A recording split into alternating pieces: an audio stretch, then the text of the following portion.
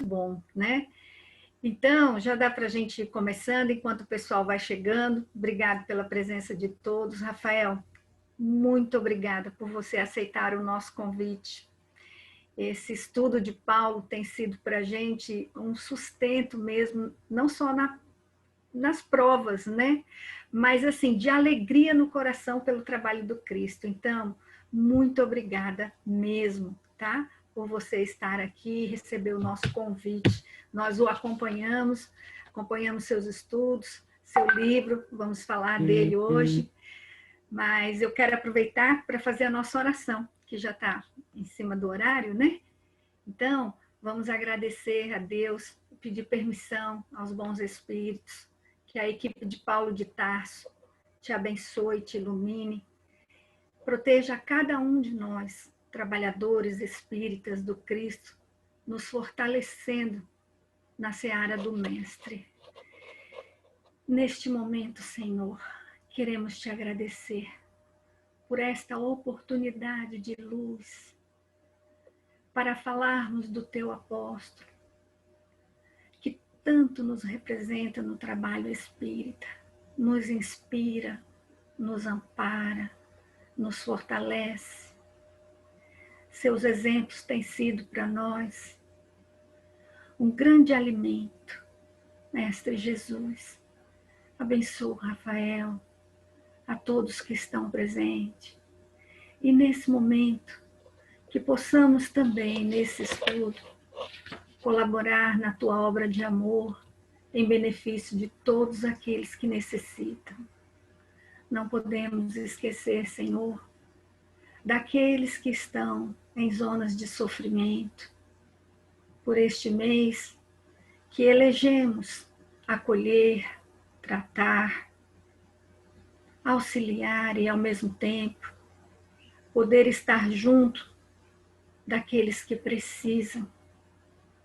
Então, Pai amado, nesse momento, com Jesus, os bons espíritos, ilumina-nos e abençoa-nos, que assim seja. Graças a Deus. Olha, que bom, pessoal chegando aí, fico feliz, né? Então, demos as boas-vindas aqui para o Rafael, mas vamos falar um pouquinho dele. Eu sei que alguns já acompanham lá no Instagram dele, já acompanham um pouco, mas é sempre bom aqui, pessoal do Norte também, né? Ficar conhecendo. E depois que eu fiz a palestra, viu, Rafael? Graças a Deus, todo mundo aí querendo saber do livro novo que você está lançando, depois você fala um pouquinho, tá bom? Então vamos lá. O Rafael, além de ser um irmão querido, que eu já elegi ele no meu coração, viu? Ele é mineiro. Eu achava que você era paulista, viu? Mas é mineiro. É mineiro, lá da cidade de Sete Lagoas. É orador espírita desde os 16 anos de idade, né? E atualmente ele está lá em Pernambuco. Está na cidade de Paulista. Mantém trabalho como escritor espírita, conferencista nacional, internacional. É fundador-presidente da Associação de Assistência aos Condenados, na cidade de Paulista, onde ele mora. E parabenizo já pelo trabalho, com 85%, né, de recuperação e ressocialização de apenados aí. E faz o trabalho de assistência aos seus familiares e vítimas, né? É nosso irmão da Fraternidade Sem Fronteiras e é samaritano, líder do Refúgio 343, né? Que também, como a gente, não é coincidência, viu, Rafael? Faz acolhimento digno e humanitário aos refugiados venezuelanos. Então, aqui no Norte, nós também fazemos esse trabalho e ficamos muito felizes quando eu vi aqui. Eu falei, opa, não é à toa, não existe coincidências. Então, a palavra é sua, o deleite é nosso, as vibrações também. Seja muito bem-vindo, viu? Ô Valéria, mais uma vez eu que agradeço. Agradeço a todos vocês que vão ter o carinho, a paciência de me ouvir. Eu queria até iniciar fazendo um pedido, porque eu não quero falar com vocês. Aliás, eu não quero falar para vocês, mas eu quero falar com vocês, não é? E dentro dessa perspectiva, não precisa esperar o final da reunião para fazer pergunta. É só abrir o microfone e me interromper. porque se não interromper, eu vou disparar e vou falar muito mais que 1 hora, né? Porque ainda mais falar de Paulo, não tem como a gente se controlar, porque é muito bom e eu vou me empolgando, né? Então, eu acho muito mais útil vocês me interromperem também, porque são estudiosos do Evangelho, são estudiosos também da vida de Paulo, e a gente precisa compartilhar. Então, seja para fazer pergunta ou ainda para complementar alguma informação, vocês se sintam à vontade, tá? Pode me interromper mesmo, é só abrir o microfone e falar. E a gente vai começar.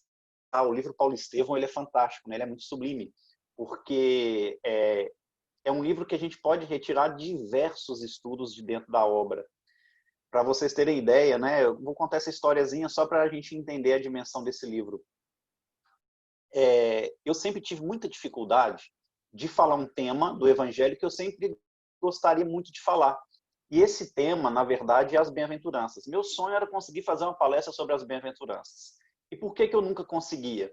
Porque eu tenho dificuldade com a tecnologia. Então, por exemplo, toda vez que eu tentei fazer palestra, seja levando uma folhinha de papel ou uma apresentação no Data Show, eu me enrolei todo. Porque eu não dou conta, e eu fico nervoso, e eu perco a linha de raciocínio. Então, a alternativa era eu decorar. E eu precisava decorar as 7 virtudes das bem-aventuranças, as promessas, e no final ainda uma promessa final de Jesus ali, no término da pregação. Então, eu nunca conseguia decorar, e às vezes eu decorava, mas a ordem ficava trocada, e eu com muito medo não conseguia fazer. E eu me lembrei de uma professora que eu tive na infância, que sempre falou que quando a gente tivesse dificuldade de decorar uma conta, uma fórmula, era para a gente tentar criar imagens, que a imagem ela favorece com que a gente consiga gravar aquele processo, né, de uma forma mais fácil. E aí, o que eu imaginei? Eu falei, já sei, né? Matei a charada, vou pegar o livro Paulo Estevão, que eu gosto de estudar, e vou pegar a primeira bem-aventurança, o simples. E aí eu começo a ler o livro. Quando eu ver uma história impactante que fala de simplicidade, eu paro, não é? E ali eu registro a primeira história, até pegar 7 histórias principais, e quem sabe eu não acabo com o martírio de Paulo, né? Ele sendo recebendo lá no mundo espiritual e a promessa final de Jesus nas bem-aventuranças. Então a ideia era essa. Mas, gente, imaginem só. Nas primeiras 30 páginas do livro, eu já achei as 7 histórias impactantes. E o que mais me surpreendeu, as histórias estavam na ordem exata das bem-aventuranças, e o que eu fiquei mais surpreendido ainda, era na vida de Gesiel, antes dele conhecer o Evangelho através das mãos de Pedro. Então, a vida de Gesiel, cada adversidade que a vida colocou para ele resolver, seja coisas do cotidiano ou problema sério, a resposta que ele deu para a vida foi a vivência, o testemunho de uma bem-aventurança. Então, desde a primeira descrição que Emmanuel faz no livro de Estevão, ainda conhecido como Gesiel, que fala daquele homem do campo, né? Conforme programa por ele mesmo estabelecido, naquela hora, Gesiel arava a terra, preparando-a para as primeiras semeaduras, que já nos faz lembrar os pastores do campo, que receberam a grande mensagem de Gabriel, que Jesus havia nascido. Então, a simbologia do homem trabalhando no campo, nos lembrando da simplicidade. Ele é chamado por Abigail, o pai tinha ido comprar algumas coisas no centro da cidade e volta totalmente transfigurado, de tanto que ele havia apanhado. Emmanuel ainda narra que a barba branca e longa estava tingida de sangue, não é? E aí a gente fica observando a primeira postura de Gesiel ante um problema. Ele não falou nada. Ele abraça o pai e começa a chorar junto com ele. Bem-aventurados que choram, porque serão consolados, né? E aí vai, é uma bem-aventurança atrás da outra, e a gente vai vendo o quanto esse livro a gente tem que ir desvendando os pequenos mistérios dele, né? E aí tem os vultos do cristianismo que fazem parte da obra, que poderíamos estudar a vida de cada um a partir das informações de Paulo Estevão. Temos os personagens que passam discretos, discretíssimos, mas que têm papel fundamental, e hoje nós vamos contar a história de um desses, né?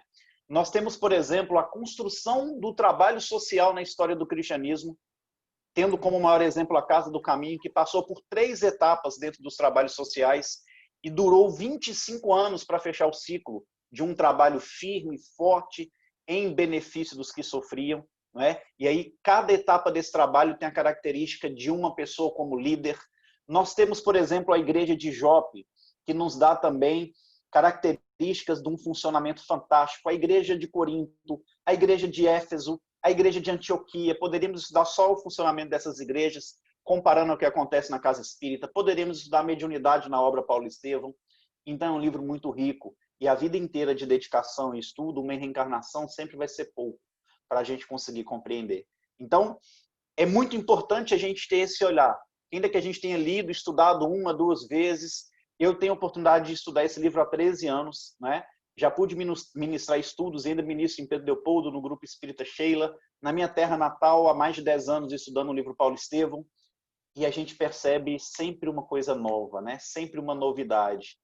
E é esse entusiasmo que a gente tem, porque esse livro, segundo Emmanuel, é algo das tradições espirituais superiores sobre o cristianismo nascente, não é? Atos dos Apóstolos desvendado com uma linguagem atual, segundo as tradições dos espíritos maiores. Então, é um livro que realmente tem que estar na nossa cabeceira. Ivone do Amaral fala que, ao lado do Pentateuco, é o livro mais importante. Chico afirma que, dos mais de 500 livros que recebeu, é o mais importante. Então, a gente precisa, de fato, estudar, não é? E a gente vai começar fazendo a reflexão e até perguntando vocês se alguém aqui se lembra da história de um personagem destes que às vezes passam despercebido numa primeira, numa segunda leitura, né? Mas eu queria saber se alguém aqui lembra de um personagem chamado Samônio. Pode abrir o microfone e falar. Alguém lembra do Samônio? Lembro, não. Não lembram? Eu vou contar a história dele, eu acho que vocês vão lembrar. E aí, é proposital, tá, gente? Eu pegar um nome assim meio esquisito, mas vocês vão perceber o tanto que, às vezes, um nome esquisito que a gente nem lembra tem um papel fundamental e no desdobrar da nossa história. Rafael, mas você não ia falar das viagens? Vou. E tudo tem influência, tá, gente? Uma coisa tá ligada na outra e nós vamos chegar lá. E se não der tempo de falar do jeito que a gente quer falar, a gente volta outro dia, porque aqui a gente não pode ter pressa. E o Samônio, ele é um personagem discreto, a história dele está narrada em meia página do livro Paulo Estevão, e a gente vê a importância desse homem. Que a história é narrada no momento crítico do cristianismo. Saulo havia já apedrejado Estevão, né? A mando de Saulo, Estevão foi apedrejado, o momento era tenso, Saulo sempre falando que as perseguições iam estar mais acirradas, né? Sempre afirmando que ele ia dar continuidade àquelas perseguições, e então a gente já dá uma primeira pausa e a gente vai lembrar um raciocínio que um amigo fez ao lado de Chico. Lendo Paulo Estevão, perguntou a Chico Xavier: Chico, qual personagem foi mais importante, Paulo ou Estevão? Sabe qual foi a resposta do Chico? Simão Pedro. Nem Paulo, nem Estevão, nem os dois, Simão Pedro. O mais importante da obra é Pedro, porque, segundo Chico, Pedro foi o equilíbrio do cristianismo, não é?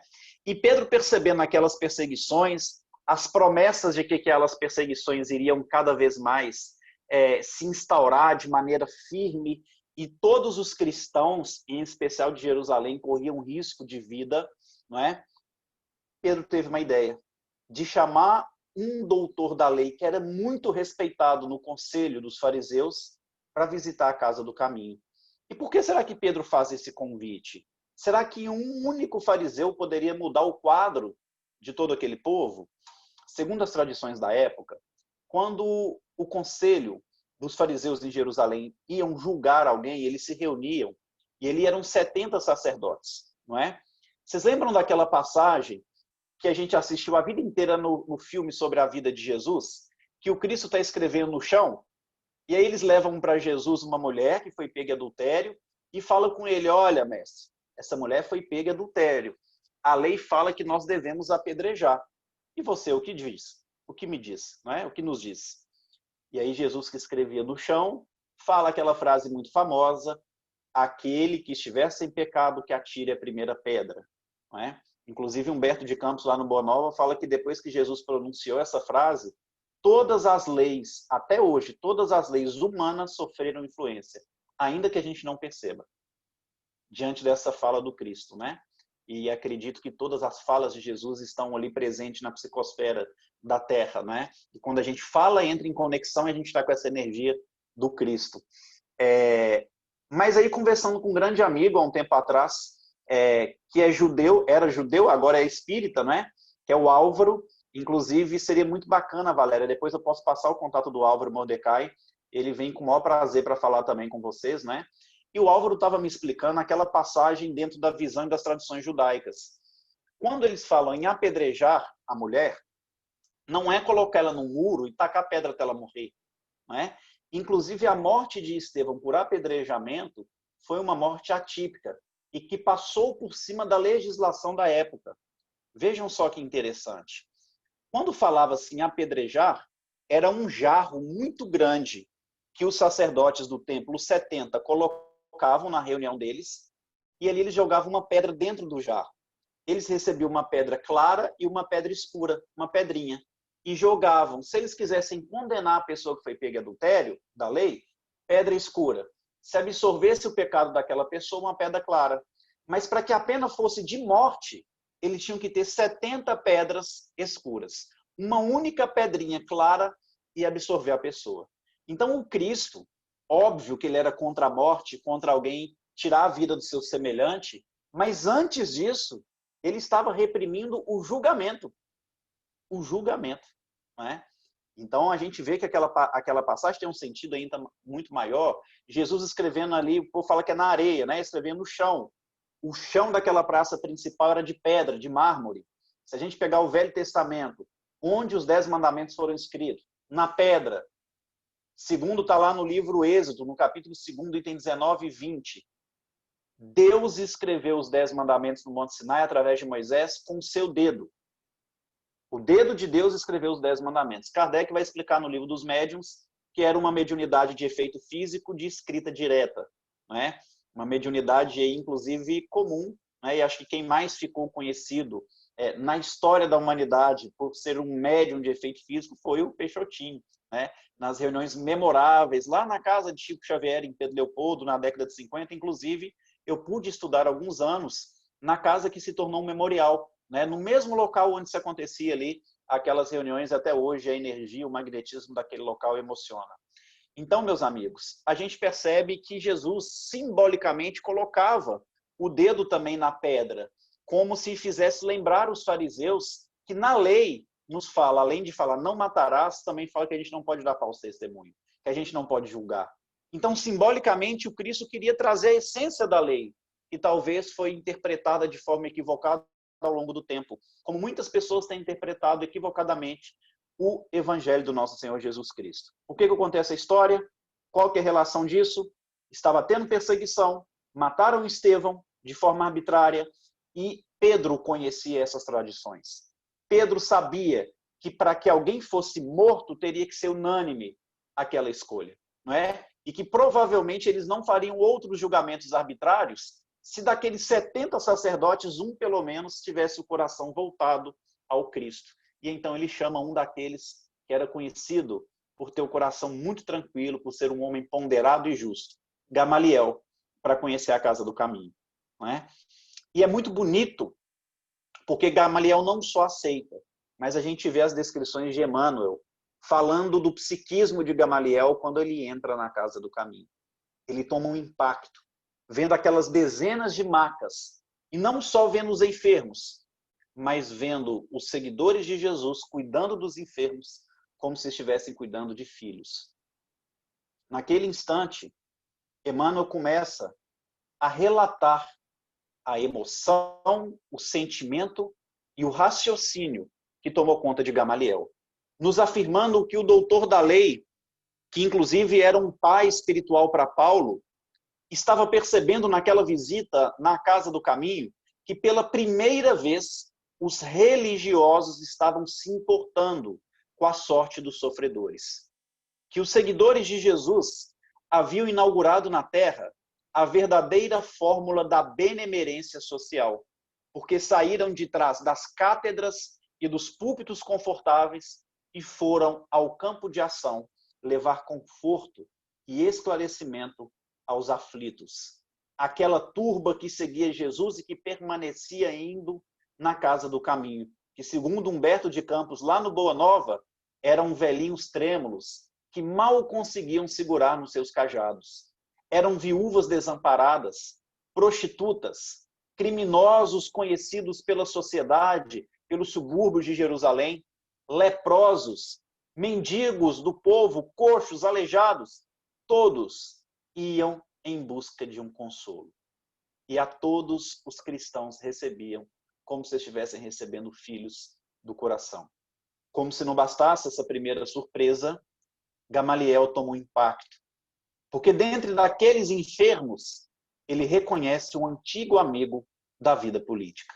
Samônio, que fazes aqui? Samônio, que fazes aqui? E aí Samônio toma um impacto, revendo um amigo. Ah, meu bom mestre Gamaliel, ainda bem que um dos meus amigos pudera me reencontrar e perceber a minha miséria física, mas entender também a minha transformação espiritual, porque Jesus é o Filho de Deus que os profetas nos prometiam. Gamaliel fica impactado com aquela resposta e um pouco tanto sem saber como lidar com a situação, percebendo que o amigo estava em fase terminal de lepra, mas que afirmava algo muito profundo. Ele falou: olha, Samônio, eu concordo que o Cristo, Jesus, deve ter sido um homem generoso, mas o Filho de Deus, ainda que vocês o considerem um Cristo, eu acho que ele foi um homem bom, talvez um profeta. E ali Samônio fala algo muito profundo para ele e para todos nós. Ah, Gamaliel, se eu também estivesse gozando da saúde do corpo físico como você, e estivesse ao lado da minha família, eu pensaria igual. E às vezes é muito difícil a gente reconhecer Jesus se não for pelo sofrimento, se não for pelas dores, se não for através das dificuldades.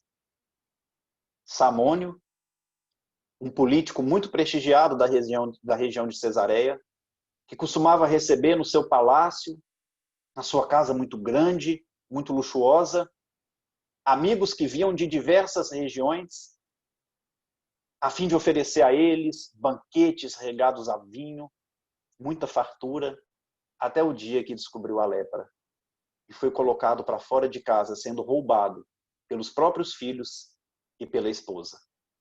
Caiu no Vale dos Leprosos, que ficava entre a cidade de Jope e Jerusalém. Mas como se uma intuição profunda lhe dissesse na alma, para que ele não ficasse ali, ele resolveu empreender uma caminhada até Jerusalém, a fim de que pudesse reencontrar algum antigo amigo da vida pública, para que esse amigo pudera estender a mão a ele. Mas na metade da caminhada ele não consegue prosseguir, porque os pés se tornam uma chaga aberta devido à lepra que já estava avançada. Ele cai naquela estrada e ali passa um carroceiro muito simples, nos fazendo lembrar da parábola do bom samaritano. Acolhe aquele homem enfermo e o leva à casa do caminho. Ali ele é recebido por Pedro, Tiago, Felipe, João. Certamente foi cuidado como um filho, certamente ouviu aqueles discursos memoráveis de Estevão. Aquele jovem hebreu que, ao conhecer o Evangelho, ao receber o Evangelho das mãos de Pedro, chorou compulsivamente e, de joelhos, lendo as bem-aventuranças e reconhecendo-lhe a própria vida, disse: revelaste-me a luz do mundo. Presinto ter encontrado aqui as chaves que irão desvendar todos os enigmas da raça humana. Eu preciso meditar nessa preciosidade com mais calma. E ele meditou por algumas semanas, e pouco tempo depois, aquele homem que já veio com uma evolução espiritual diferenciada, se tornou o maior pregador da história do cristianismo, convertendo muitos corações. Certamente, Samônio foi um desses corações. E ali, embora estivesse em fase terminal, ele mantinha-se em equilíbrio mental, social e espiritual, que também fazem parte da definição de saúde dos dias atuais da OMS, que nos afirma que saúde não é apenas a ausência de enfermidade física, mas também o equilíbrio social, psicológico e espiritual do indivíduo. Naquele instante, portanto, Samônio, com muita espiritualidade e com muita vida, afirma a Gamaliel: na câmara escura do sofrimento, conheci Jesus. E hoje percebo que o seu poder dominará todas as nações, porque é a força do amor que triunfa a própria morte. Gamaliel, os antigos nos falam que somos deuses, mas hoje percebo que somos deuses projetados num turbilhão de pó. E tudo que se refere à vestimenta física, com o tempo vai perdendo a importância, restando apenas a nossa realidade espiritual. E apesar dessas chagas postulentas que me segregaram das minhas afeições mais queridas, eu ainda penso, quero e amo. Gamaliel chorava, emocionado, em perceber pela primeira vez na vida, muita vida em um homem semi-morto. Ele perceber a transformação que Jesus era capaz de fazer nos corações mais sofredores, porque de fato era uma mensagem de amor capaz de triunfar a própria morte. Mal havia se recuperado desse primeiro susto, Gamaliel recebe de Pedro o Evangelho de Mateus. Muito emocionado, e certamente essa emoção o fez receber de Pedro o Evangelho. E ele ainda afirma a Simão Pedro: estudarei o teu Cristo. Estevão nos afirma, ao pegar o Evangelho: revelaste-me a luz do mundo. Encontrei as chaves que desvendarão os enigmas da raça humana. Preciso meditar com mais calma, com mais vagar. Gamaliel afirma: estudarei o teu Cristo. O Espiritismo nos oportuniza estudar Jesus como nunca tivemos oportunidade de estudar antes. Então a gente tem que tomar muito cuidado para que Jesus não saia do Espiritismo, porque o Espiritismo sem o Cristo será um corpo sem alma. Mais tarde, quando Paulo se converte, depois de receber primeiras orientações de Ananias, após Paulo querer pregar na sinagoga de Damasco, e Ananias afirmar para ele: meu filho, como você quer jogar as primeiras sementes se você ainda não as tem consigo? E ele lembra do pai espiritual, que havia se aposentado, ido para o deserto, e ali ele empreende uma primeira caminhada até o deserto de Palmira para reencontrar Gamaliel, que dentre várias orientações falou com ele sobre o valor do trabalho. Meu filho, você é como o homem que procurava o ouro onde ele não existia. Até agora você tem se preocupado em falar da vida dos outros e do problema dos outros. Você está precisando trabalhar, você precisa de esforço pessoal. O trabalho, Saulo, é o movimento sagrado da vida. Tu tens saúde e força, será muito mais nobre convertê-las a favor de ti mesmo. E lembre-se que as tarefas apagadas são as grandes mestras do espírito. Algumas palavras como essa que orientaram Paulo naquele momento em que ele recebeu um tesouro, o convite do Cristo, às portas de Damasco, mas não sabia como recomeçar a vida. Mas antes dele ir para o deserto, Gamaliel, que já encontrava-se cego, com a saúde debilitada, entrega a Paulo um presente: o Evangelho, que ele recebeu de Pedro, mas que ele só recebeu porque Samônio o comoveu. Só recebeu porque Samônio o comoveu. Vejam, meus amigos, a espiritualidade trabalhando na vida de Samônio e na história do cristianismo. Desde a lepra, que parecia uma perdição, foi a libertação espiritual daquele homem. As intuições que ele tivera no Vale dos Leprosos para empreender uma viagem a Jerusalém para reencontrar algum amigo, em verdade, é para encontrar Jesus. Era para amolecer o coração de Gamaliel, para que este também retivesse o Evangelho em seu coração e auxiliasse Paulo, o seu filho espiritual. Algum tempo depois, 3 anos no deserto, 3 anos em Tarso, ainda trabalhando no anonimato, recebe um convite, quase 7 anos depois da conversão, de trabalhar na igreja de Antioquia. Se emociona muito, recebendo o convite de José Barnabé, que inclusive procura Paulo sob orientação de Pedro. A igreja de Antioquia, segundo o que estudamos no Paulo e Estevão, era uma igreja que tinha servos de boa vontade, não lhe faltavam recursos financeiros, mas precisava de trabalhadores do pensamento. E Pedro afirma para Barnabé que a obra do Cristo pode se perder por falta de iluminação intelectual. Amai-vos e instruí-vos. E Paulo era conhecido pela inteligência. Mas ele já chegou querendo fazer pregações, porque era o que ele tinha na alma, a oratória. Ficou gago, vermelho, não conseguiu estabelecer uma linha de raciocínio. Discretamente eles tiram Paulo da pregação central. Mas ele havia aprendido a esperar. Esperar é um dos verbos de Abigail, um dos 4 verbos de Abigail. E ele então monta a sua tenda de trabalho ao lado da igreja de Antioquia, porque pela sua capacidade racional ele havia percebido que muitos irmãos, por Antioquia estar próxima a um porto, muitos irmãos procuravam a igreja durante o dia porque estavam de passagem, eram comerciantes, e eles queriam conhecer Jesus, mas a reunião era noturna. E Paulo, então, oferece a tenda para fazer atendimento fraterno. Porque acolher uma pessoa, ouvir as dores, os problemas e falar de Jesus, sem interferir no livre-arbítrio, só pode ser atendimento fraterno. Então, Paulo inaugura esse trabalho de acolhimento fraterno na história do cristianismo. E um desses que ele atende foi um jovem médico chamado Lucas. Não sei se já ouviram falar dele. De Samônio não, né? Mas do Lucas, acho que a maioria. Lucas se converteu naquele bate-papo. Lucas se converteu no atendimento fraterno. Inclusive propõe aos irmãos da igreja, olha, vocês são chamados de homens do caminho, o mal também tem seus caminhos, hein? Vai ser muito mais justo chamarmos uns aos outros de cristãos. Todo mundo bateu palma, né? E Lucas ficou amigo de todos, mas precisou ir. E é muito bonito que quando Lucas se despede, Paulo vai acompanhando ele até a figura de Lucas se perder no horizonte. E ele chora como uma criança. E Emmanuel vem falar do processo emocional e sentimental dele naquele momento, o porquê do choro, né? Gente, Paulo, imagina um tanto que o homem chorou na vida, foi Paulo. E todo mundo fala que Paulo é durão, não sei o quê. Só no caminho de Damasco, eu fiz um estudo esses dias para trás e pude perceber que Paulo, só na conversão, ele teve 7 choros diferentes. Emmanuel descreve 7 tipos de choro só na conversão. E ali ele chorava, segundo Emmanuel, porque pela primeira vez ele percebeu que tinha feito uma amizade verdadeira na terra. Olha que lindo. E Lucas, óbvio, foi o grande amigo de Paulo, né? Ao ponto de, no final da vida, ele escrever melancolicamente a Timóteo e parar de escrever a última carta poucos dias antes de morrer. Só Lucas está comigo.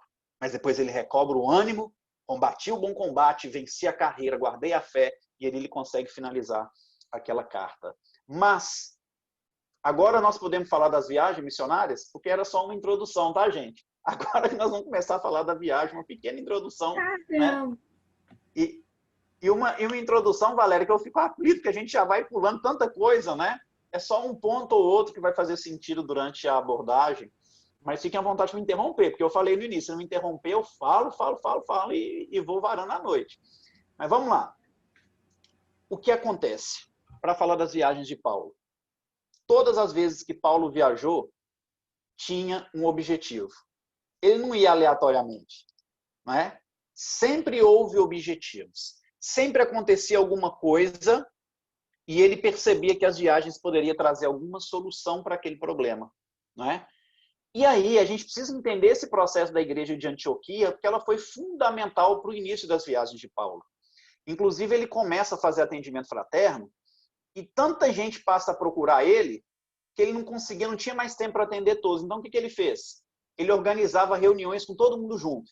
Pegava trechos do Velho Testamento e do Novo e complementava, mostrando que Jesus era verdadeiro. Então, Paulo começou a organizar reunião de estudo. E olha o que a igreja precisava. Trabalhadores do pensamento. Inaugurou atendimento fraterno e reunião de estudo. Numa igreja que já tinha boa vontade, que não faltava recurso e com certeza já assistia muitos sofredores. Não é? Então, a espiritualidade trabalhando ali, né, para as peças ir encaixar. Mas, estudando o Atos dos Apóstolos, estudando Paulo e Estevão, nós vamos perceber uma informação preciosa. A igreja de Antioquia foi um dos poucos centros apostólicos em que acontecia o fenômeno das vozes diretas. Vocês já perceberam isso estudando a obra? Um dos poucos centros apostólicos que tinha fenômeno de voz direta. Então vejam só, nossa, mas será que isso existia? Mesmo está em Atos dos Apóstolos. Aliás, no Evangelho tem mais 2 passagens de voz direta, tá, gente? No batismo e na transfiguração de Jesus, que a voz fala a mesma coisa. Lá no capítulo 3º de Mateus e 1º de Marcos, que é no batismo, e 17 de Mateus, que é a transfiguração. Este é o meu filho amado em quem comprazo. Escutai-o. E é tão bonito que tudo isso encaixa com um fenômeno de efeito físico que houve também lá quando estava recebendo os 10 mandamentos, a nuvem, né, que se formou numa espécie de dedo que Kardec vem falar em O Livro dos Médiuns, era ectoplasma. E aí no batismo de Jesus, os 2 evangelistas narram que uma nuvem branca como uma pomba cobriu o pessoal que estava ali.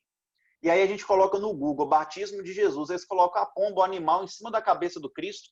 Tudo bem, gente, a pombinha representa paz e tudo, mas não falou que foi uma pomba que pousou na cabeça dele. Uma nuvem branca como uma pomba. Era ectoplasma. E daquela nuvem saiu uma voz que dizia: esse é meu filho amado em quem comprazo, escutai-o. O mesmo que acontece na transfiguração. Uma nuvem os cobre e daquela nuvem sai uma voz. Não é? Então, efeito de voz direta, efeito físico, era comum e faz parte da Bíblia. Isso não é invenção de espírita. Não é? Que fique claro isso. E aí o que acontece? A igreja de Antioquia tinha muito fenômeno de voz direta. Um dos poucos centros apostólicos, segundo Emmanuel, que tinha o fenômeno das vozes. E aí, em uma dessas reuniões, o fenômeno de voz vem e alerta os trabalhadores daquela igreja, pedindo a eles para passar esse alerta à igreja de Jerusalém, a Casa do Caminho, dizendo a eles que eles iam passar por problemas seríssimos. É a mesma coisa, né, gente? A filial querendo mandar na matriz. E talvez por orgulho, o pessoal da Casa do Caminho não acreditou muito naquela mensagem que chegou para eles, não. Mandaram um portador levar esse aviso e não acreditaram, não. Passou mais ou menos um mês, mandaram uma carta desesperada para Antioquia pedindo ajuda. As perseguições tinham voltado, João tinha sido banido de Jerusalém, Tiago, irmão de João, tinha sido morto, né? E eles estavam ameaçando matar todo mundo e fechar a igreja. Inclusive, muitos fariseus que ajudavam a obra pararam de colaborar. Antioquia era uma cidade que tinha grana, servos que tinham grana, fizeram uma colheita, Paulo e Barnabé foram para aquela cidade para tentar dar um suporte para Jerusalém. Não é? Quando eles chegam lá, Pedro também já tinha sido preso. Eles percebem que Tiago, o pessoal da igreja, nem chamou eles para ficar hospedado, eles já acharam estranho. O papo já estava esquisito. Aquele ambiente espiritual da Casa do Caminho já não existia.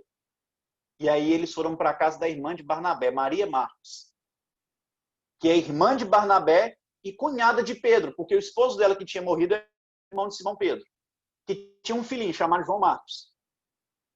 E ali, Paulo e Barnabé percebem que o ambiente espiritual da igreja de Jerusalém, da Casa do Caminho, tinha se transferido à casa daquela pobre viúva. Não é?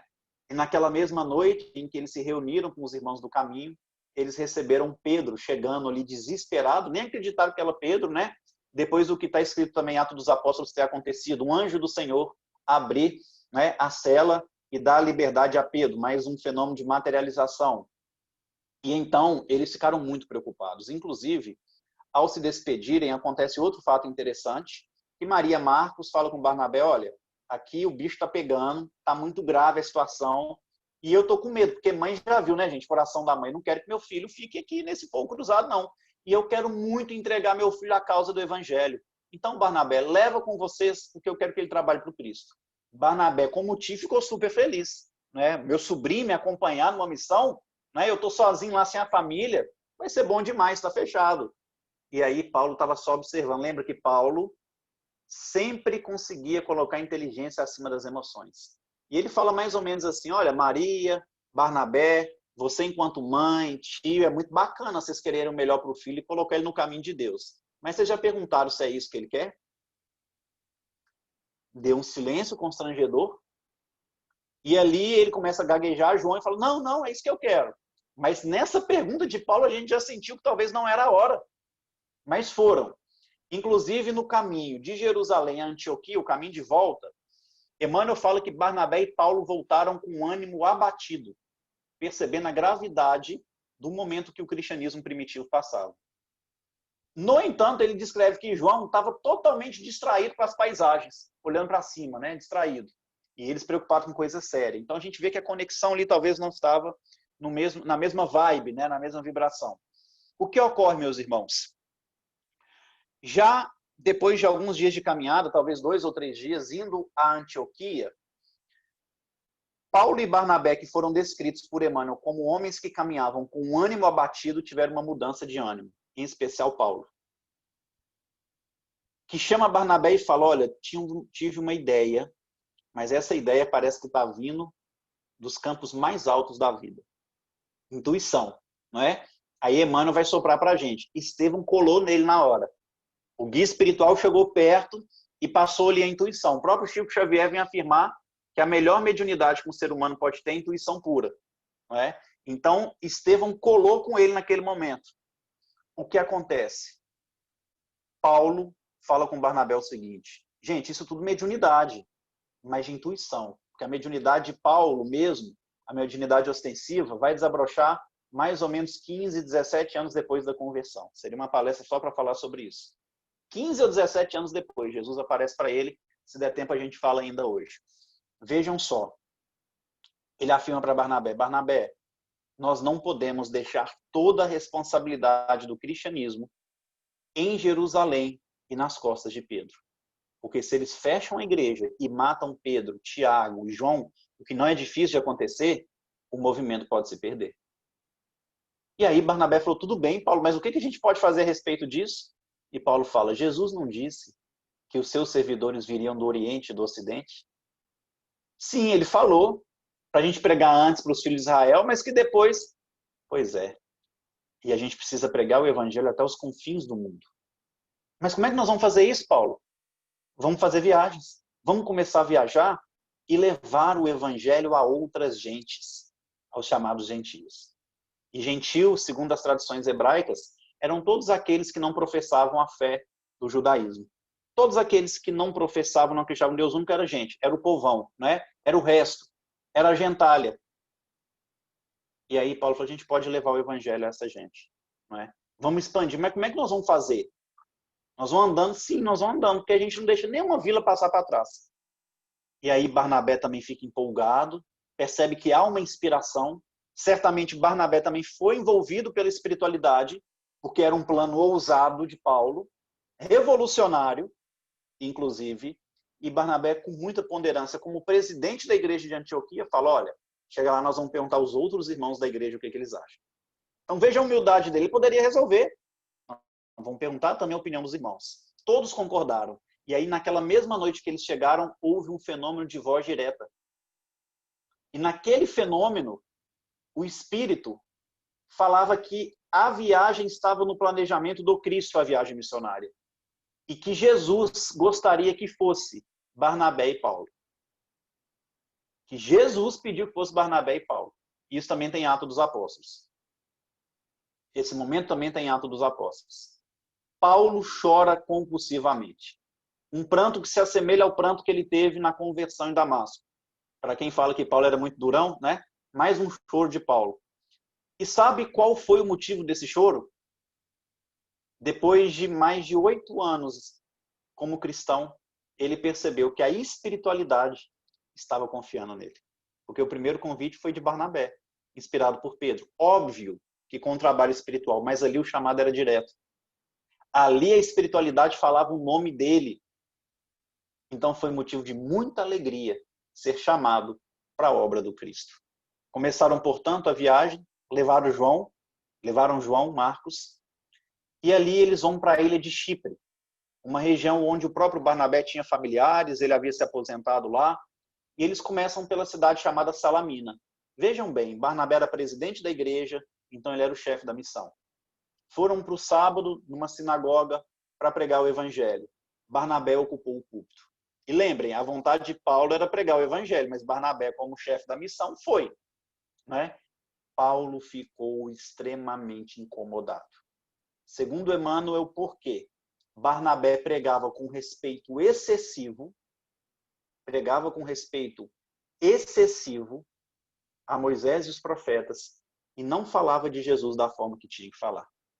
Falava como um personagem comum. Imagino tanto que Paulo não fica bravo nas nossas reuniões espíritas, né? Que fala de tudo. Inclusive, fala muito mais das coisas pessoais, né, do que do Cristo. Ah, Rafael, mas você tem que entender que tem gente que gosta de falar de mediunidade. Não tem um fenômeno mediúnico no livro dos médiuns que não achemos no Novo Testamento. Nenhum. Ah, mas tem gente que gosta da parte psicológica. Não tem psicólogo melhor e terapias melhor que as que Jesus fazia, né? E conversava com cada um com uma linguagem apropriada. E se vocês quiserem ver o maior processo terapêutico que eu conheço na história do cristianismo e do mundo, abram o capítulo 8 de Boa Nova. Que Jesus pega um dos seus discípulos que tinha depressão profunda, ideia suicida, porque estava passando por problema de relacionamento familiar, problema financeiro, problema com os amigos que trabalhavam com ele, perda de ente amado, tudo isso que às vezes a gente tem no nosso dia a dia. E ali Jesus faz uma terapia com ele que muda completamente a vida de Bartolomeu. Não é? Então Jesus um grande psicólogo, Jesus o maior médium, então não sei por que não falarmos de Jesus. E Paulo ficava bravo com isso. Não é? Queria ver Paulo bravo, é cristianismo sem Jesus. É cristão que não leva o Cristo para os trabalhos. Não é? E aí, então, ele ficou pensando, você está errado, não tem sentido fazer viagem. O Barnabé falando desse jeito. Mas, ao mesmo tempo, ele falava assim, mas eu devo tudo a Barnabé. Primeira oportunidade de trabalho, né? E aí, vejam só que interessante, meus irmãos. Eles saem de Salamina e atravessam a ilha de Chipre até a cidade chamada Neopafos. E chegando a Neopafos, ele percebe que Barnabé estava doente, muita febre, mal conseguia andar. E vejam o pensamento de Paulo. Que bom, isso foi providência divina para mim falar. Porque desse jeito aí o homem não consegue pregar o evangelho. Então é o que eu precisava. Mas Emmanuel conta que no mesmo dia que eles chegaram, eles foram para a sinagoga e Barnabé, mesmo passando mal, ele foi assumir a tribuna. Porque Barnabé morria de medo de colocar Paulo para falar. Porque às vezes que eles deram oportunidade, Paulo só gaguejava. E ele tinha medo de queimar a missão. E aí o próprio Paulo chora ouvindo Barnabé falar, porque ele ficou impressionado com a beleza que Barnabé pregou o evangelho naquele dia. Né? E olha que bonito, parece que quanto mais dor, mais sofrimento, mais a gente se aproxima de Jesus. Né? Mais fica conectado com Cristo. E ali em Neopafos eles ficam quase 2 anos, efetuando curas. João Marcos começa a reclamar. Paulo e Barnabé trabalhavam o dia inteiro, à noite eles davam passe, faziam atendimento fraterno e pregavam o evangelho. Né? E João Marcos tinha que lavar, cozinhar, arrumar a casa, né? Serviço doméstico. E ele ele era adolescente, ele tinha 16 anos, não podemos esquecer disso, né? Ainda bem que hoje mudou, os adolescentes adoram esse tipo de trabalho, né? Adoram ajudar nessas coisas. Brincadeira, mas você vê que é um processo histórico, né? Ele não queria. E Paulo ainda aliviou, Paulo assumiu uma tarefa que era de João Marcos para ele não reclamar tanto, né? Mas tudo bem. Quase 2 anos depois, alguns romanos vieram procurar Paulo e Barnabé, falando que o chefe daquela província precisava conversar com eles. Com certeza, quando receberam a notícia, as pernas tremeram. Porque quando o romano procurava um cristão, gente, não era para coisa boa, não. Né? E aí eles falam o nome do romano, Sérgio Paulo. Na hora, Paulo de Tarso já faz a ligação. Sérgio Paulo foi o romano que deu a liberdade para Gesiel. Inclusive, quando Gesiel está lá dando o último suspiro e pergunta para Abigail, minha irmã, com quem te deixarei? E ela fala, esse é Saulo, meu noivo. Que o Cristo os abençoe. Ser fiel a Saulo. Saulo deve ser bom. Defendeu Moisés até o fim. E quando conhecer Jesus com o mesmo amor, servi-lo-á. Gesiel, por que te chama de Estevão? Ah, um romano generoso que me deu a liberdade, me pediu que eu mudasse também minha identidade. E ali ele fala uma frase linda afirmando que se o homem não consegue ser obediente aos homens, ele também não conseguirá ser obediente a Deus. Por isso que ele muda o nome. Né? E ele ainda, ao desencarnar, ele ainda fala com Abigail, um dia pagarei a esse romano generoso todo o bem que ele me fez. Olha Estevão de novo influenciando a vida de Paulo. Sérgio Paulo, estudando, e aí tem que encaixar, tá? Informações do Paulo e Estevão, informações de Atos dos Apóstolos, dos 2 livros. Se juntarmos as 2 informações, a gente vai ver que o problema de Sérgio Paulo de saúde era depressão profunda. Não se alimentava, não levantava da cama, depressão profunda. Né? E ali tinha um mago do lado dele ainda que estava ganhando grana. Estava mostrando que tinha alguns poderes e extorquindo o dinheiro dele. O homem continuava ruim. E aí Paulo chega e começa a desafiar, entre aspas, mas começa a falar que não pode vender as coisas que são sagradas e tal. O cara começa a discutir e eles ficam ali no embate, mas aí aquele mago chamado Bar Jesus fala mal de Jesus. Você podia falar mal de Paulo, apedrejar ele, açoitar, mas se falar de Jesus, o homem ficava bravo. E ele fala então com o Bar Jesus, olha, não está adiantando a gente querer conversar e te explicar. Eu precisei ficar cego para enxergar isso, você também vai precisar. E aí, numa espécie de hipnose, de magnetismo, aquele homem começa a gritar desesperado porque não enxergava. E aí Sérgio Paulo assusta e fala assim, olha, durante a sua conversa você falou que o Cristo influencia direto na vida das pessoas. Minha vida é só miséria, só tristeza, só decepção, só enfermidade. Lembrando que ele já teve um problema sério de saúde e quem salvou foi Gesiel. Né? Que momento da minha vida esse Jesus influenciou? Porque até agora eu não percebi. E aí Saulo, que sabia a história. Gente, mais de 10 anos de conversão, ele ainda era chamado de Saulo. Ele ainda era chamado de Saulo. E aí o que acontece? ele tinha ouvido falar a história de Gesiel por Pedro. Pedro explicou para Saulo quem era Gesiel, como que foi a história dele, né, depois que ele se converteu. E ele lembrou da história do Sérgio Paulo. E quando o Sérgio Paulo fala, como que esse Cristo influenciou na minha vida? Ele então afirma, olha, alguns anos atrás, quando você pegou uma embarcação que ia de lugar para lugar tal, e que você estava com uma peste que matava muita gente, uma doença terminal, onde todos os seus amigos saíram de perto de ti, Jesus se manifestou em sua vida, através de um escravo generoso chamado Gesiel. Aí o homem chorou como uma criança. Barnabé assustado, achando que eram poderes espirituais de Paulo ali para fazer aquilo, né? E aí ele chora, se converte e fala, qual é o objetivo da vossa missão? Olha novamente o objetivo. Fundar novas igrejas e levar o Cristo a muitas cidades. E ali, Sérgio Paulo, também sendo influenciado por Estevão, que estava pagando com gratidão tudo aquilo que ele havia feito, disse, pois bem, em Neopafos, vocês terão a primeira igreja cristã das vossas missões. Uma igreja que é esquecida, que foi a primeira, sob influência de Gesiel, de Estevão. E ali, então, ele se mobilizou política e financeiramente, fundando a igreja de Neopafos. Saindo dali, Barnabé estava maravilhado, né? Fenômeno mediúnico, às vezes, deixa a gente no maravilhoso, no sobrenatural. E aí, ele propõe para Paulo algo que há 10 anos ninguém tinha proposto. E que era comum logo na conversão de qualquer pessoa para Jesus. Ninguém nunca quis mudar seu nome, Paulo. Então começou a enxergar Paulo diferente. Ninguém nunca pensou em mudar seu nome. Ele falou, não, com o mesmo amor que eu segui Moisés e com o mesmo nome, vou seguir Jesus. E aí Barnabé insistiu um pouco, não, então, tá bom.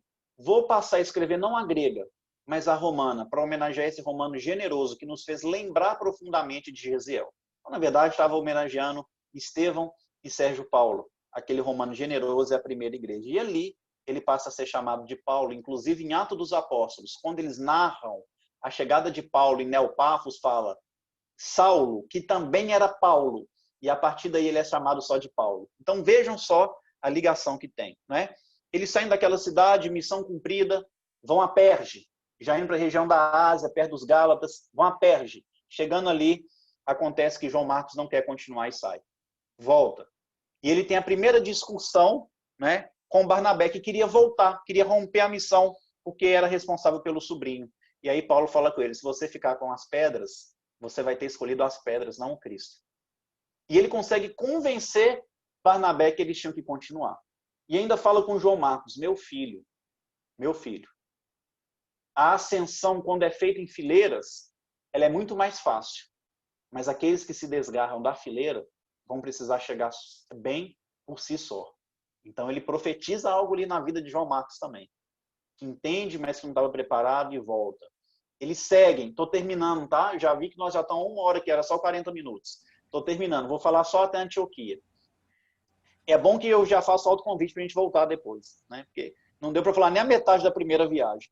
Aí a gente já engrena na viagem, né? Que aí fica mais fácil. E aí, eles numa gruta próxima a Antioquia foram descansar. Era comum se proteger, né, do tempo nas grutas. E ali os dois, muito empolgados com a missão, falava do evangelho como se o evangelho fosse um tesouro. Só que estava passando 2 criminosos da região ali, ouvindo o pessoal falar de um tesouro. Vocês têm um tesouro? Vamos lá. Chegaram com objetos cortantes e ameaçando. Se vocês não passar o tesouro que vocês têm, nós vamos matar. Não é? Então eles entregaram o pouquinho de moeda que eles tinham, dos trabalhos profissionais que eles faziam. Eles não eram pesados da igreja, aos ombros de ninguém. Eles tinham algumas comidas, uns frutos, uns pães, levaram até a comida deles e deixou só com a roupa do corpo, só com a túnica do corpo. O dia amanheceu e Barnabé falou, agora nós vamos ter que encerrar a missão. Agora nós vamos ter que parar essa missão. E aí Paulo falou assim, mas por quê? Paulo, roubaram a roupa, roubaram o dinheiro e roubaram a comida. Como é que nós vamos seguir? Não tem como seguir sem isso. E aí Paulo dá um sorriso e fala assim, não, nós podemos ir. Jesus não vai nos abandonar. Nós podemos nos alimentar dos frutos silvestres que encontrarmos pelo caminho. Não vai nos faltar hospedaria na próxima cidade. Não vai nos faltar trabalho. Eu acredito que naquele momento Paulo deve ter se recordado de um ensino maravilhoso de Jesus, ainda no Sermão da Montanha, quando o mestre fala, cada dia basta o seu problema. A cada dia basta o seu mal. Observai os pássaros no céu. Observai os pássaros no céu. Eles não ceifam, não juntem celeiro, mas não falta a eles o necessário. Observai os lírios no campo, nem mesmo o rei Salomão se vestiu com tamanha beleza. Ainda mais nós, que somos muito maiores diante da criação. Deus não abandona. Então, certamente, Paulo, envolvido nesse ensino do Cristo, dá para seguir. E Barnabé, então, tenta dar um checkmate nele, né? Como que nós vamos seguir sem o evangelho? Roubaram o evangelho achando que era o mapa do tesouro. Porque a gente falou que ele tinha um tesouro, levaram o tesouro. Não é? Como seguir sem o evangelho? E essa pergunta a gente precisa se fazer nos dias atuais. Como seguir sem Jesus? Como vamos seguir sem Jesus? Realmente não tem jeito. Pode muitas vezes faltar o supérfluo, faltar alguma coisa material, uma dificuldade aqui e ali, a gente vai, mas sem Jesus é difícil, porque a gente só dá a volta e a gente para sempre no mesmo lugar. E ali Paulo sorriu. Emmanuel fala que ele coloca a mão perto do coração. Como um bom tecelão, fez um bolso falso do lado de dentro da túnica, que ficava perto do coração, que fala de sentimento. E ali ele tira um evangelho. Sabe que evangelho que ele tira? O que Gamaliel presenteou. E que só presenteou por causa do nosso amigo Samônio, que influenciou o sentimento dele. Ele mostra aquele evangelho e fala com Barnabé, nós podemos seguir. E Emmanuel então comenta, era profundamente comovedora a fidelidade que os primeiros cristãos tinham com Jesus. Profundamente comovedora a fidelidade que os primeiros cristãos tinham com Jesus. Que ele nos abençoe. Como eu não dei uma vírgula, vocês também não me interromperam, né? Podem ficar à vontade para fazer pergunta agora, para a gente debater, tá? No tempo de vocês, eu estou à disposição e estou aqui para servi-los. Olha, eu até abri o microfone umas 2 vezes, mas não me atrevi, porque eu não queria perder nem a vírgula. Porque, olha, eu sei que, né, nós temos amigos variados e agora alguns aprendizes também, mas falar de Paulo é isso, é falar da gente, das nossas dificuldades, porque ele é a representação da resiliência, não tem outro, né? E nós vivemos um momento de pandemia, onde nós estamos sendo testados também, né? E me surpreendeu muito você falar da doença de Sérgio Paulo, que eu jamais imaginaria que era depressão. Aí depois é que eu me lembrei, porque tinha as feridas. Ué, mas a ferida atinge o emocional, acaba, né, com o equilíbrio, a imunidade cai e surge as feridas. Então eu estava aqui pensando, mas são tantas as perguntas, né, que eu tenho certeza que os nossos amigos aí devem estar cheios de interrogações também. Você nos fez revelações maravilhosas acerca da mediunidade, né? Acerca da confiança que nós devemos ter, porque Jesus não nos desampara em momento nenhum. E meu coração ficou muito feliz sobre o presente da amizade que ele recebeu de Gamaliel, porque o dia que a espiritualidade nos inspirou sobre o seu estudo, eu sabia que era um presente para os trabalhadores espíritas e os amigos do coração. Então, Rafael, quero ver se alguém quer fazer alguma pergunta, né? Eu tenho algumas aqui, vou colocar no chat algumas, entendeu?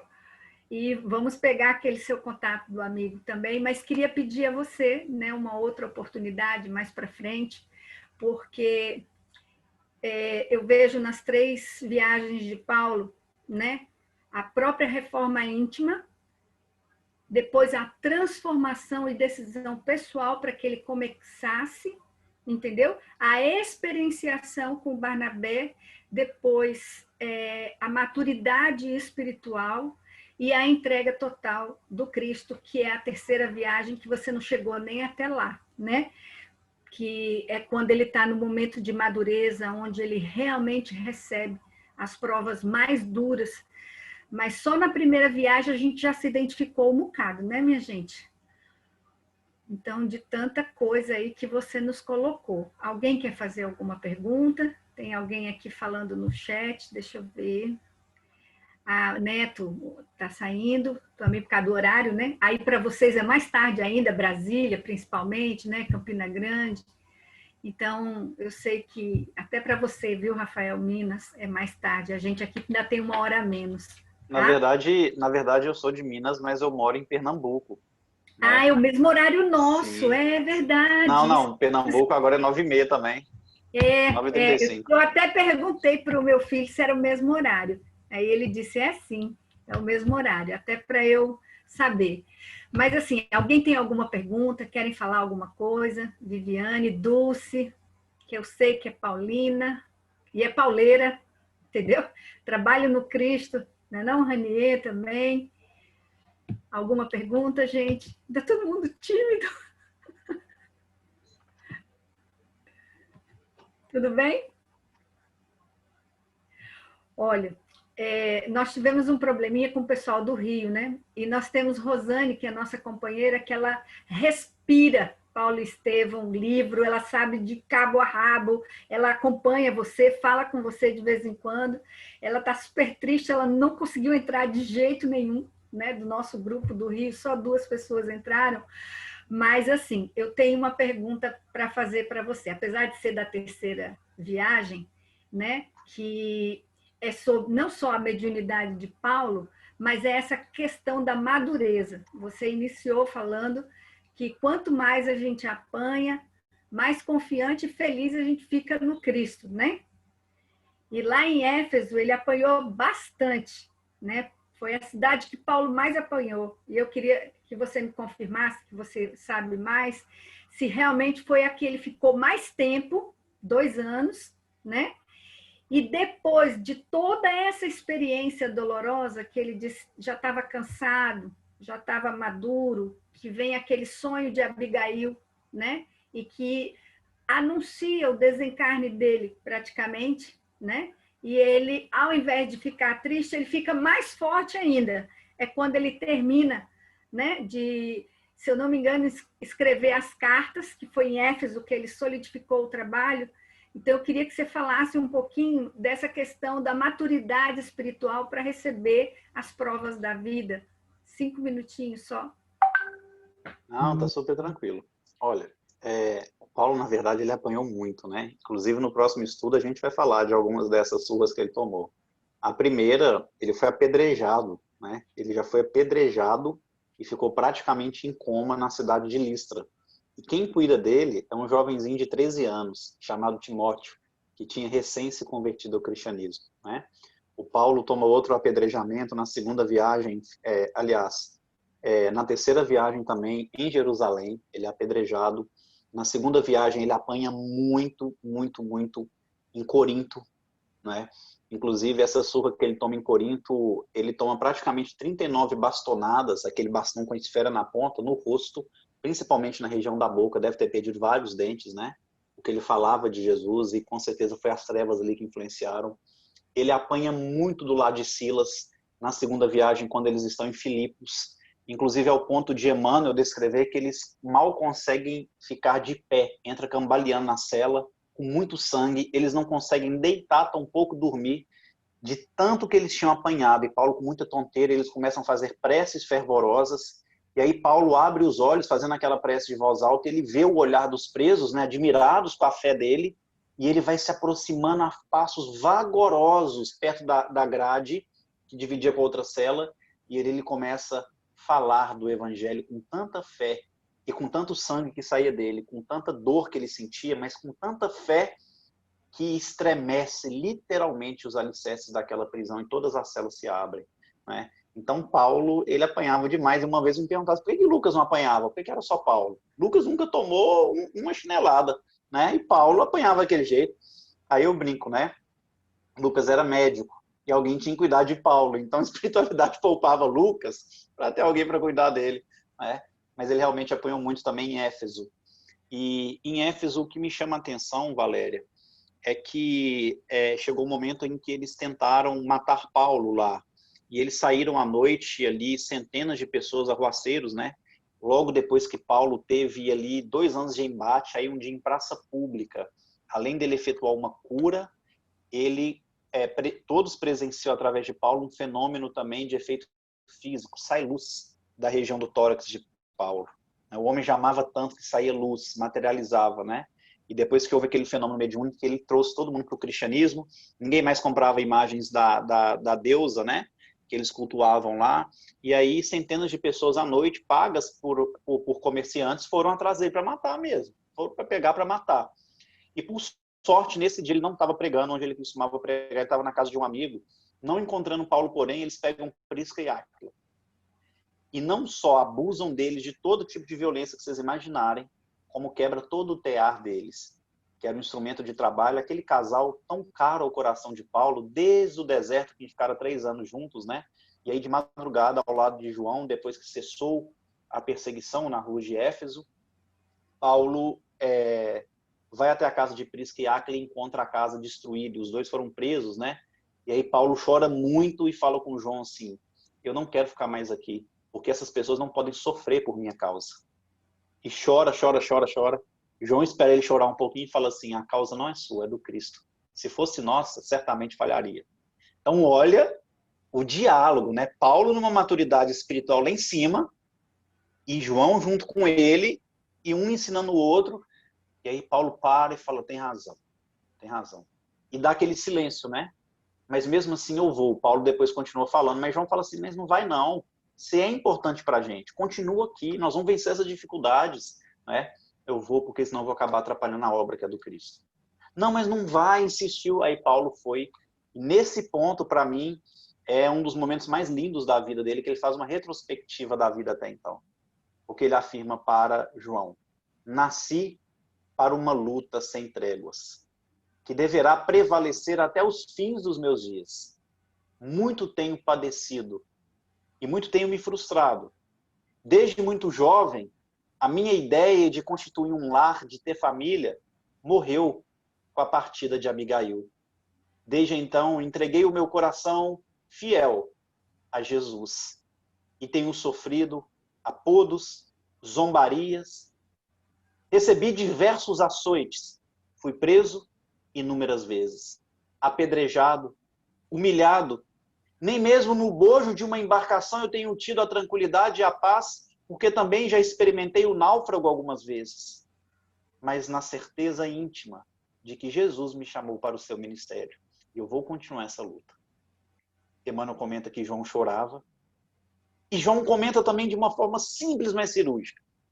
És feliz, Paulo, porque entendestes o propósito do Cristo para a sua vida.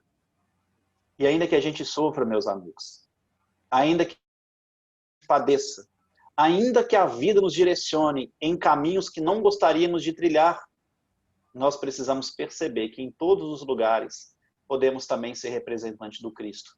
E se Ele nos colocou naquele local, com aquelas pessoas, é porque Ele também confia na nossa cooperação de servo fiel. Então, independente das circunstâncias, a gente tem que continuar lutando. E aquela foi a última vez que ele passou por aquela região, Valéria, meus irmãos, né, no corpo físico, porque de fato, mais tarde, né, depois daquela estada dele em Éfeso, ele veio a ser preso em Jerusalém, e aí partiu para Roma, partiu para aquela região, e ele passa a ser conhecido como prisioneiro do Cristo, que é algo também que a gente pode abordar mais à frente. Né? Isso. E está no seu livro, né? Nós colocamos o link aí, então quem tiver interesse, o Rafael designa toda a renda desse livro para o trabalho social que ele faz com os apenados, dessa ressocialização, tá bom? Então, o Felipe está compartilhando, olha aí, ó, Os Prisioneiros do Cristo, tá bom? Então, quem puder divulgar, adquirir, né? Eu já sou apaixonada por ele, estou esperando o meu, entendeu, Rafael? E divulgando aí para os amigos, parabéns. Nós não poderíamos terminar, né, esse momento de estudo de uma forma tão bela, com tudo que você nos disse. E aí, olhe sua agenda, marque depois para a gente poder continuar aí essa fala, porque Paulo é combustível para trabalhador espírita, é exemplo, e todos nós temos aí como livro de cabeceira Paulo Estevão, tá bom? Sim. Muito obrigado, quero te agradecer, Valéria, e espero em breve a gente estar junto novamente, né? Esse livro aí, Os Prisioneiros do Cristo, que é justamente a história da prisão de Paulo, e a partir da prisão o que aconteceu, principalmente a relação de Paulo e Onésimo, o escravo arrependido, né? O prisioneiro arrependido que Paulo converte na prisão de Roma. A gente faz um estudo profundo sobre a carta de Paulo a Filemon, que é uma carta pouco estudada, pouco meditada, né? E ali eu trago algumas histórias e experiências pessoais que eu tive no cárcere, né? Há 8 anos fazendo esse trabalho junto aos irmãos apenados, nesse projeto lindo que é de Deus, da APAC, que recupera aí 85%, que hoje a ONU considera a melhor forma de recuperar um ser humano, primeiro presídio do mundo sem armas, sem polícia penitenciária, quem fica com a chave são os próprios presos, né? E a gente já tem aí 52 unidades funcionando no Brasil, 61 em andamento para ser formado, estamos em 28 países, e a gente traz um pouquinho dessa experiência paralela aos estudos da Carta de Paulo no livro, e conto também algumas histórias muito interessantes dos meus avós que conviveu por muitos anos com Chico Xavier. Então ali a gente traz histórias inéditas da vida de Chico, né, que vovô e vovó puderam vivenciar com eles. Então um livro muito gostoso, de quase 300 páginas, mas muito gostoso de ser lido e estudado, tá? Então fica o convite também para ler. E quem quiser acompanhar o estudo que a gente tem no Instagram, a minha página, Rafael Lavarini, é dedicada apenas aos estudos da obra Paulo e Estevão. A gente já tem uma quantidade boa ali de uns 30 vídeos, né? E ainda estamos no momento em que Gesiel está sendo libertado, né, pelo romano Sérgio Paulo, que conversamos hoje. Então, Exatamente. todas as postagens de vídeo, de texto, todas são voltadas a Paulo e Estevão. Então, fica esse convite também. E, Valéria, vamos marcar o quanto antes, né? Vamos voltar, porque não pode ficar muito tempo sem falar, não. E quero agradecer, meus amigos, a todos que estão aqui. Um prazer revê-los, estar com vocês. Muito obrigada, né? Espero que tenham gostado, que nós possamos nos encontrar de novo. E aproveite para a gente, nesse momento, recebendo também o tratamento espiritual para nós, trabalhadores espíritas. Rafael, que Deus abençoe você. Muito obrigada. Vitor também, meu filho querido aí assistindo, tá? Obrigada a todos. Que Deus abençoe. Vamos marcar, tá? E eu aviso aos amigos, tá bom? Rafael, muito obrigada, viu? Obrigado, gente. Fiquem com Deus. Tá bom, um abraço a todos. Muito obrigada, viu? Que Jesus abençoe Boa noite. a todos vocês. Boa noite. Rafael. Boa noite, obrigado. Boa noite. Valéria. Oi, Dulce. Você diz ao Rafael que a gente tem uma PAC de Paraná. Ah, é verdade. É Por que verdade. será, hein? Né? Por que será, né? Não existe Pois coincidência. Eu lembrei do Então, trabalho, tem uma do PAC de trabalho Paraná. lá. Vou comentar com ele, Dulce. Nós Vamos visitamos comentar. lá, lembra? Sim, com certeza. Então tá bom. Obrigada, gente. Um grande abraço. Que Jesus abençoe, tá bom? Boa noite para vocês. Muito bom estar com vocês, ver vocês, tá? Que Deus restaure nosso ânimo, nossa saúde. Vivi, nosso abraço para o pessoal do Rio, tá? Muito obrigada. Carmenilda também na Paraíba aí. Obrigada a todos, viu? Saturnino lá de Brasília, tá? Obrigada. Deus abençoe vocês, viu? Obrigada. Um beijo, Boa noite. Obrigada, meninos, pela assessoria técnica. Obrigada a todo mundo. Obrigada aos espíritos, né? Já estou colocando aqui para o Rafael, para a Bárbara e para o Felipe aí, que sem eles não era possível, né? Que a nossa página do YouTube hoje ficou travada, né? Foi bloqueada, então tivemos alguns problemas, mas na hora que deu, tá aí, tá gravado. Um beijo para todos. Viu? Fiquem com Deus. Bom? Beijo. Tchau. Tchau. Tchau. Felipe, obrigada. Bárbara também, tá? Deus abençoe.